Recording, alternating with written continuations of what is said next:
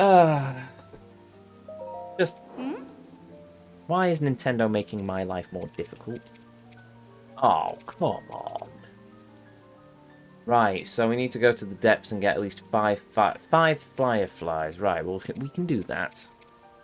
Oh, look, a complete set. But we can't do anything with it because I need 15 winterwing butterflies.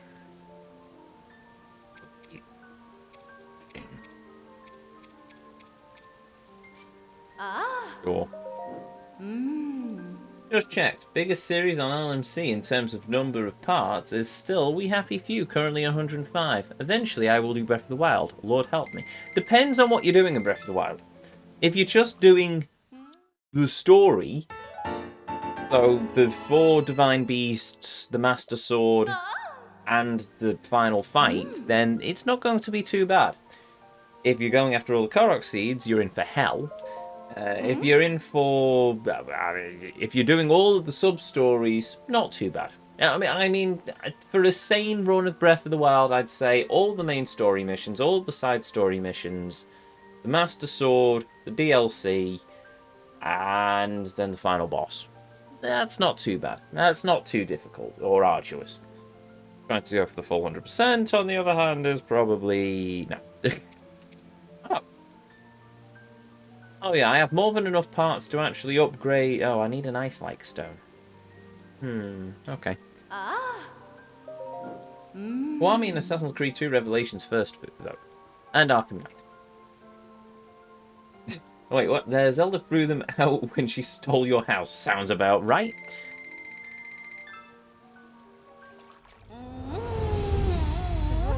Yes, Kiwami definitely. Yeah, Kiwami in AC2 Revelations, definitely. And Arkham Knight. Yes, I too will play Arkham Knight eventually.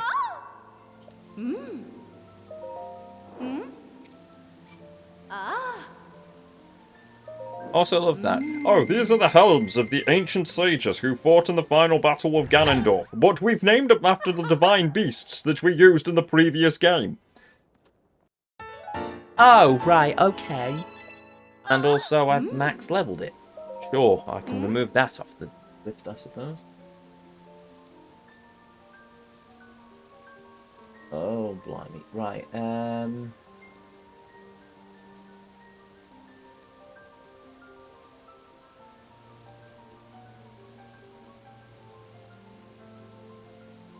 Oh.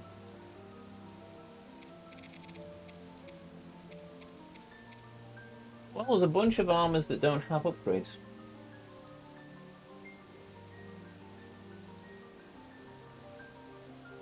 The archaic stuff, the dark stuff, the evil stuff, the mystic stuff, the phantom stuff, the tingle stuff, the archaic worm, the archaic goblin, sese hat, blah blah blah blah blah blah blah. Right, I'll tell you what, I'm just going to remove them off the list and save me the pain and misery of it. Right, okay, there we go. So, Meadow Divine Helm.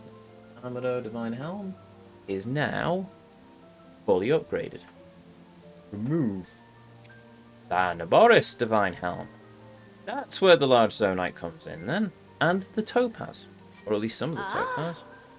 Answer away. That's the Topaz is probably going to be part of the rubber arm set, isn't it? For me, after this, Arkham Origins, because I think that'll be quite a nice palate cleanser as I run around punching criminals in the face. Maybe Turnip Boy, finally, because I've been meaning to play that one for a very long time. Wouldn't mind doing Super Mario Sunshine, and eventually Yakuza 4. But I'm trying to put a few breaker games in between this and Yakuza 4 for my sanity, because this has been an epic journey. Even now, by the time we get to the end of it, I think I will either need a holiday or I will need a long break from the big 100% runs before I'm ready to tackle Yakuza 4.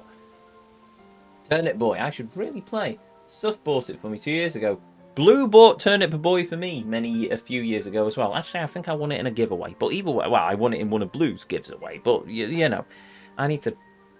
I've been meaning to play that for a long time. I've never got around to it. Shock Resistance, Marth. Vandaboris Divine Helm. Vandaboris Divine Helm. Oh, done. Right. Next.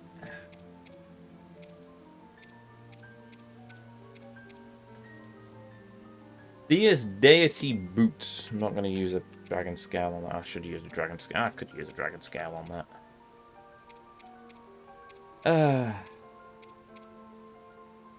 Sure.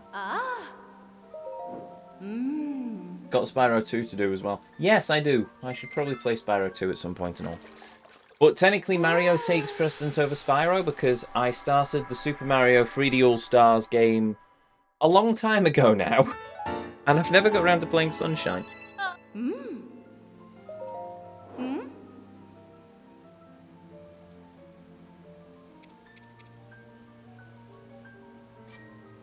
Oh, I can upgrade the Trousers of Awakening.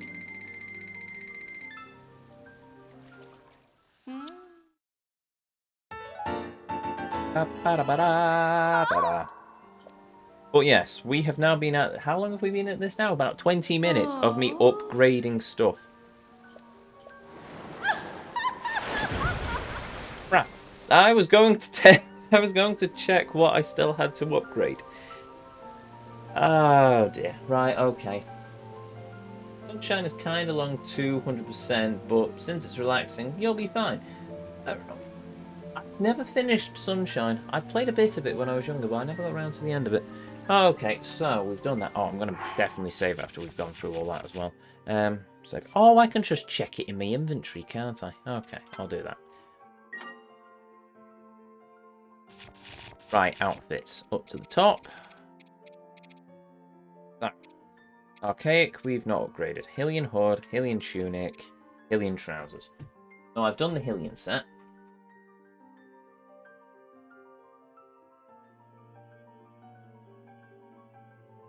They're all definitely Hylian Trousers, Hood, Tunic. 4-star is max, right? Want me to check? Yeah, 4 stars max. Okay. Soldier Helm, Soldier Armor, Soldier Greaves we've not done. No Quill we've not done. Desert Vow we've not done. Beacon no, Rubber no. Climbing no, Barbarian no. Royal Guard no. Froggy no. Glider no. Tunic and Depth and Gaiters yes, but I've not finished them. Miner no. Mystic Headpiece no. I don't think Mystic are actually usable, are they? Frostbite, no. Eager, no. We've not even finished that set. Done those two. Done two. I've not finished that set. That's not upgradable. They need upgrading. There's not upgradable. Not upgraded that. That's not upgradable.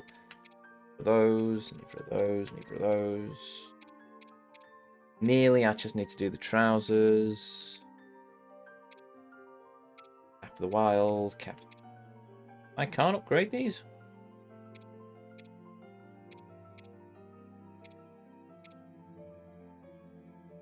Oh.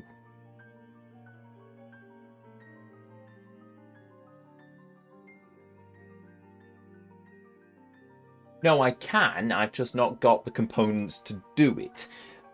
Makes sense. I really should try and get this upgraded. Yes, 4 stars is max. Marvelous. This part on YouTube will be called Shopping for a Better Upgrade System. Oh, tell me about it. If I remember that title tomorrow, I probably will call it that. Right, marvellous. So, we've done that. Where are we going? I can't remember if I saved. I'm going to save again. Right, next. Korok Seed. I am lazy, however, so what I'm going to do is I'm going to glide to the Korok. I'm going to just, go to the thing. Where are my rubber trousers? Yeah. Oh, that's a, yes. These trousers are made out of some a mysterious material known as rubber. The recipe for this has been lost many centuries ago. Stupid. Pain in the arse. Bloody. It's like the arrows. In Breath of the Wild, you had elemental arrows. You had stores that sold fire and lightning arrows. And yet, in the 5 years between Breath of the Wild and Tears of the Kingdom, an entire industry has disappeared. It's not like... Is it like they've all of a sudden discovered that they could just stick a fire fruit onto a stick and use that to launch... No! That's not how that works! Hello. Oops. I've just called my hip. Let's go my watch as well. That's not how it works. It just isn't. They should still be available for purchase. Or you could sell your fire fruit, trade your fire fruits to an arrow maker, and they will make flame arrows for you, and electric arrows. But instead, you've basically gone backwards, and that doesn't make any sense. And it's just because you had this fancy mechanic where you could fuse things into your bow. There's a spit in the face of the law, and I don't like it. I really don't like it. Brexit hit hard, dude. Yes, it did, but still, I put it more down to the fact that the person in charge of this country just doesn't also have it. Sorry, Mr. Goat. I do like that the devs made it so the stable animals can't be killed. It doesn't help that Hyrule is currently led by a woman who is insistent on still being called Princess and spending her time playing a school teacher rather than doing her job. She is basically proving her father right in Breath of the Wild. There was that whole cutscene where he basically said, "You just wish to play scholar all day rather than looking after the needs of your people." And she got really upset, and you're supposed to feel sorry for Zelda and realise she's trying her hardest, but she has no guidance because her mother is dead, her father doesn't know what he's doing, and therefore she's doing the best she can. And this game completely subverts it with basically, no, he was right. You just wish to stand around and play scholar all day. It's as simple as that, and it's just stupid. No.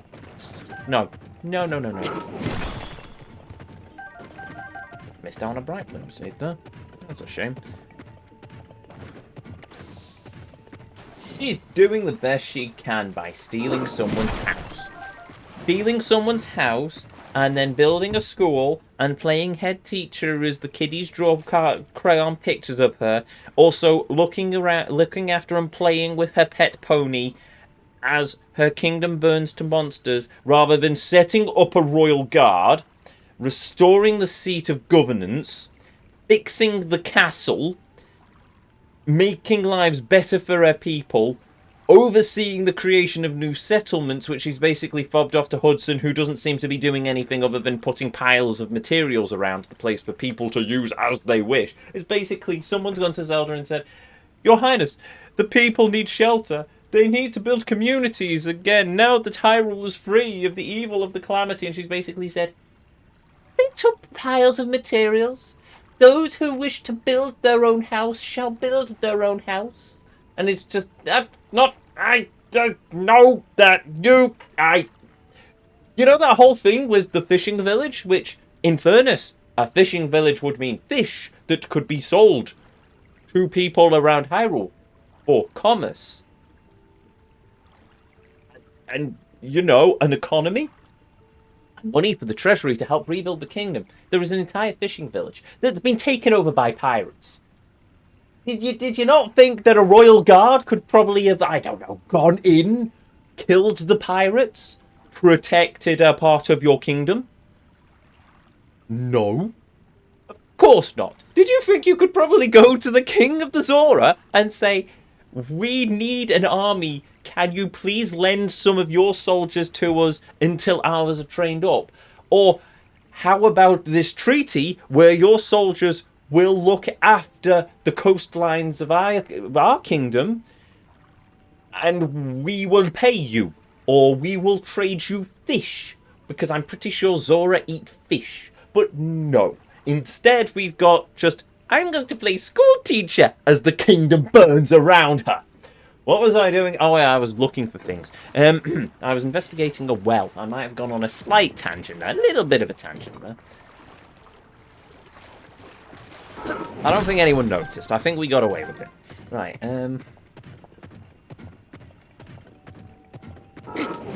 Also, there's another well here.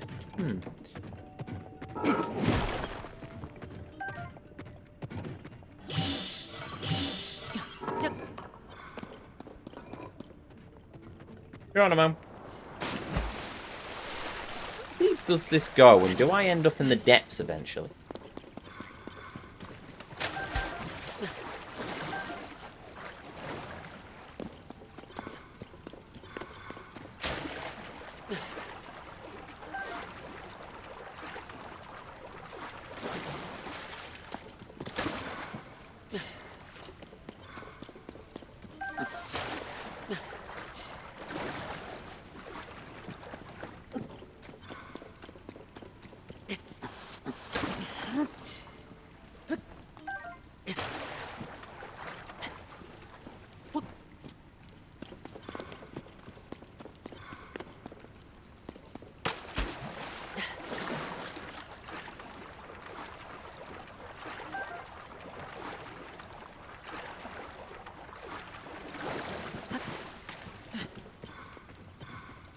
Mr. Fish. I tried asking nicely.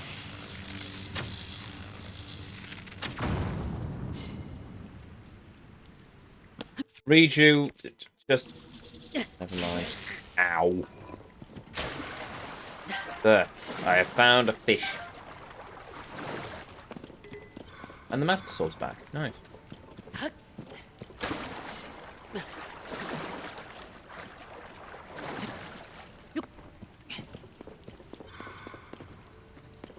It.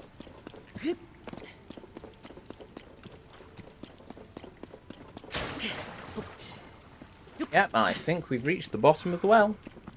Nice. Much deeper than I was expecting. Okay, back to the surface. This game really should have given us a cosmetic armor slot. There's many things this game should have given us. This game makes me question what the heck the devs were doing all the years that this game was in development. Was the new physics system so complex?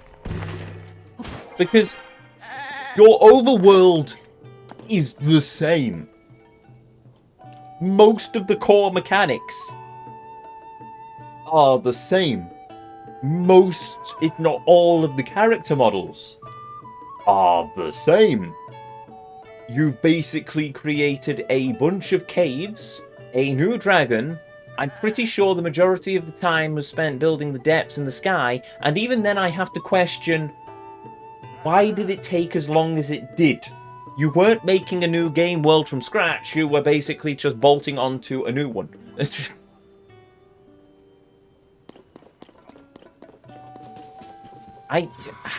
Yeah. Overhyped comes to mind with this game. It's a game that's as overhyped, bloated, a bit of a mess, to be perfectly honest. And just a slap in the face to Zelda fans who love the lore, and a slap in the face to fans of Breath of the Wild.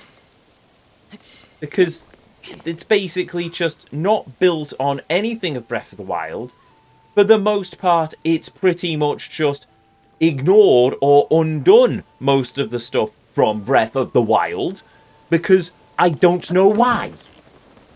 The most we get in mention of Breath of the Wild is the monuments that Zelda's had fitted to say these are in honor of the people who fell during the calamity. A couple of random Guardian corpses that I am sure are only in the game because they were part of the models for the buildings they were originally attached to. And a sub-story where you have a teacher explaining to the children who were probably there. Okay, maybe they're about 5 or too young to know about the calamity. But I'm pretty sure that their parents could tell them stories about the time at the end of the calamity. I mean, we know the First World War happened, and that was 100 years ago. You don't have children going, no, that couldn't have possibly happened, it's a myth. Because we know it happened.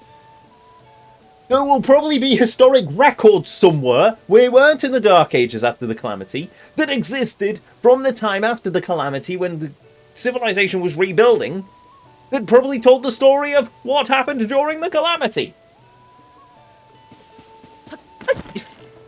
But all we get from the director of Zelda is saying, "Oh well, we can't. We saw that the players really used their imagination to make their own stories, so we decided we didn't need to give them the stories. We'll leave it up to them." No, that's just lazy.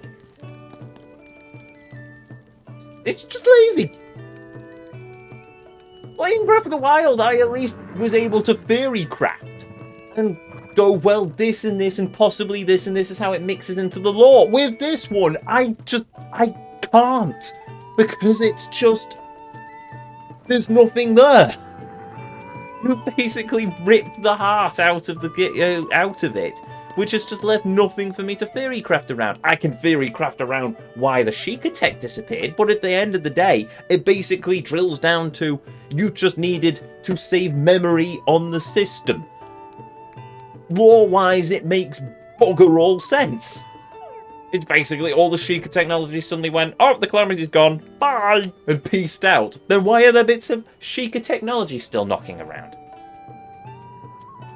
The Skyview towers are also dumb, by the way. It's just, with the Sheikah towers, I can understand them collecting data of the surrounding area because they're high up, and then they download it into the Sheikah slate. With the Purapad, it's basically, you launch a person into the sky on a tether, and then they just scan a bit with the Purapad. And it's just, why? What was the possible rationale behind that? You had the technology, you were around 100 years ago studying this technology, you could probably have figured it out because you're a genius. Why didn't you just set up the towers again? But no, because we needed a way up into the sky really quickly. Okay, thank you, Nintendo. Couldn't you have just circumvented that? Well, once you fix the Purapad, it launches a thing up into the sky, and then you can just use that as a means of getting up there. Also, I don't know, maybe a tethered satellite communicating above the tower, like, I don't know, a solar farm in space. But no, okay, fine, sure, why not? Ah! Well, at least you enjoy my rants, doggo. I appreciate that. I'll tell you what, I'll give you a bit of meat. Here you go, mate. That's for you. Enjoy.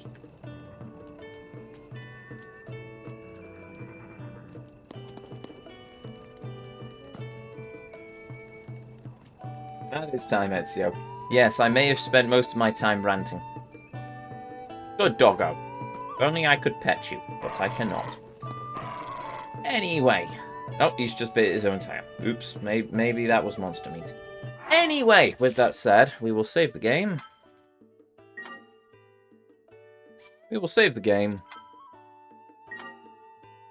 And then we will continue this next time.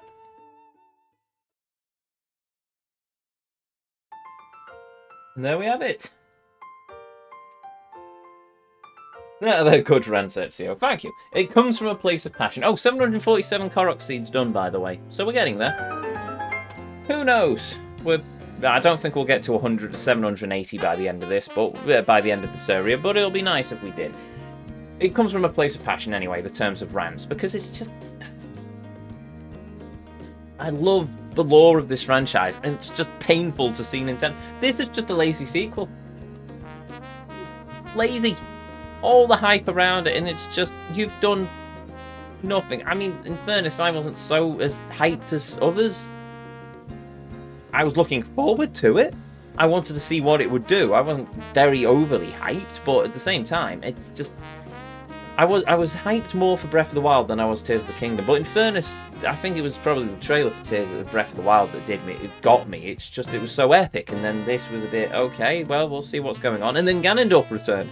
And I thought, well, what can we do with this? And then that opening cutscene is basically, oh, you are Link. And it's just, oh, you don't know who we are, do you?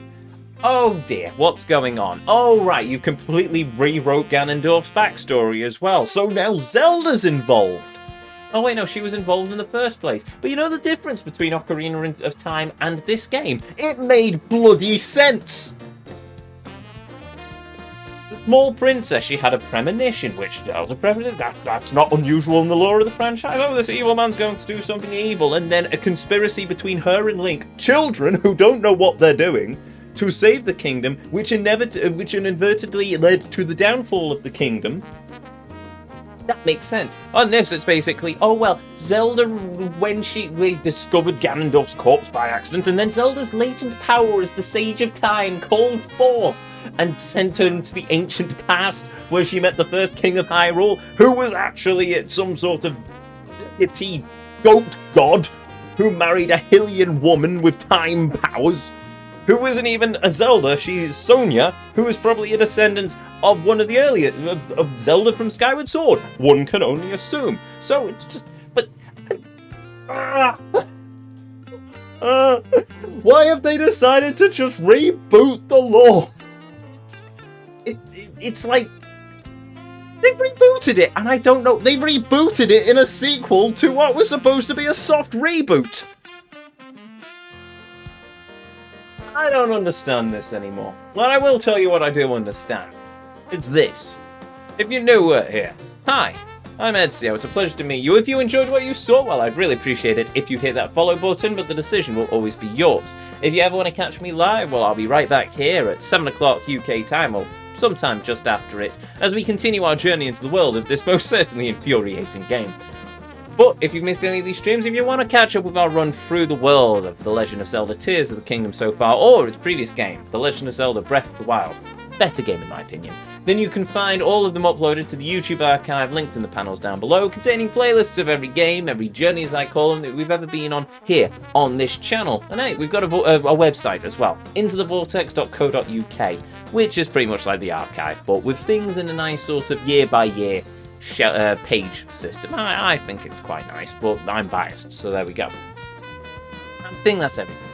Everything apart from a thank you to each and every one of you. Be you a chatter, be you a lurker, be you watching live here on Twitch or in the YouTube archives. Thank you very much for joining me on this journey this evening. Thank you, this afternoon even. Thank you very much for joining me as we've travelled through the world of this certainly interesting game. And most of all, thank you for spending a little bit of your life here with me on the channel. It means the world.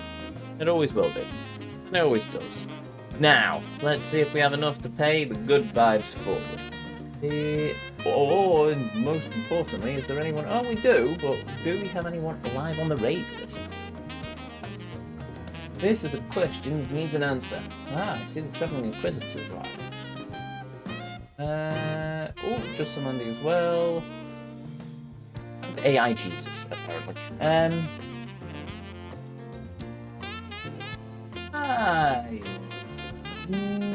No, what? We've not stopped by the Travelling Inquisitor for a while. I think we'll throw a raid over to him. Who is playing Diablo? Diablo 3, even.